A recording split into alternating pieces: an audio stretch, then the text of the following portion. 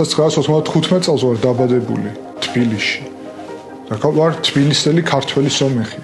და დავიბადე დამოუკიდებელ საქართველოსთან ერთად და თანასწორი განათლების სისტემით მე შევძელი სრულიად კონკურენტუნარიანი გამხდარიყავი ამ განათლების ახალ მოდელში, რომელიც კიდევ ერთხელ ხაზს უსვამს, რამდენად მნიშვნელოვანია თანასწორობა მოქალაქეთა შორის და თანასწორი შესაძლებლობები, მაგრამ ამას დაემატა უზარმაზარი პასუხისმგებლობაც, როდესაც საჯარო კონკურსის შედეგად გავხდი გაეროში საქართველოს ახალგაზრდობის წარმომადგენელი. პირველი ეთნიკურად არა ქართველი, თუმცა პოლიტიკურად ქართველი სომეხი. ვინ არის ქართველი? ქართველი როგორც ფენომენი. ქართველი აი ამ მთელ დიდ გეოგრაფიულ რეგიონში თავისუფლებისთვის მებრძოლი პირველი ერი იყო ყოველთვის. აქედან არის წამოსული ეს თავისუფლების იდეა, რადგან მთელ კავკასიაში ყველა დანარჩენი ერიც და ეთნიკური ჯგუფიც ყოველთვის ქართველს უყურებდა როგორც პირველ მებრძოლს თავისუფლებისთვის. ხო და დღეს ეს სერიოზული ტესტია არა მხოლოდ ჩვენთვის, არამედ საერთოდ მე ვფიქრობ ცოტა უფრო დიდი მასშტაბის საკითხი არის გლობალური და კაცობრიობის. თუ შენ შეძელი ისეთი თავისუფლებისთვის მებრძოლი ერი, როგორც არის ქართველი ერი, დაიმორჩილე.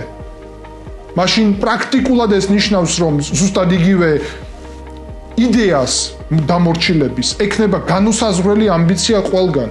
სუვერენიტეტის მიღწევა ძლიერი სახელმწიფოს გარეშე შეუძლებელია და სახელმწიფო მოდელი, როდესაც შენ სხვის ნებაზე ხარ დამოკიდებული, შენს დამოუკიდებლობაში ან თუნდაც უსაფრთხოებაში და როდესაც საკუთარი ხელისუფლება გემუქრება ომით, ეს სუვერენიტეტთან ძალიან შორს არის და რეალური სუვერენიტეტი ნიშნავს, როდესაც საქართველოს თითოეული მოქალაქე და მაშასადამე სახელმწიფო იქნება იმდენად ძლიერი, იმდენად ორგანიზებული, იმდენად სტრუქტურირებული, იმდენად განათლებული და შეიარაღებული მათ შორის ბევრი რაღაცით. მარტო იარაღით არა, ცოდნითაც, კაპიტალითაც და ასე შემდეგ, რომ წარმოუდგენელი იქნება ეჭქვეშ დაყენება ქართული დამოუკიდებლობის და ქართული სახელმწიფოს იდეის, რაც არის ყველაზე მნიშვნელოვანი ისტორიული გამარჯვება ქართველი ერისთვის საბოლოო ჯამში და მეცაც გეტყვით, რეგიონის მომავალი, მეზობელი სახელმწიფოების მომავალიც და საერთოდ კავკასიაში დემოკრატიის სინათლე,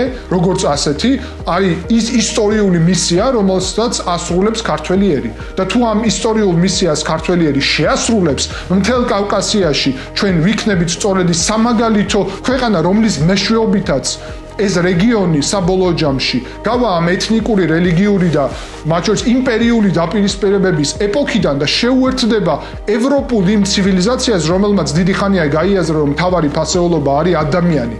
მაგრამ სამაგალითო ვერასდროს იქნება ისეთი სახელმწიფო, რომელიც სახელმწიფოს არარსებობას ნიშნავს. სამშობლოდ გადაქცევას კონცეპტად, სახელმწიფო სტრუქტურები და სისტემები არ არსებობს და უსაფრთხოების გარანტი არათუ ქართველი ერია და თითოეული საქართველოს მოქალაქე ამის წვლილის შემტანი, არამედ ერთი თანამდებობის გარეშე მყოფი ადამიანი. მაშასადამე ჩვენი გამარჯვება დგას იმაში, რომ თითოეული მოქალაქე გახდეს მესაკუთრე ამ ქვეყნის და არა მარტო ბიძინა ივანიშვილი.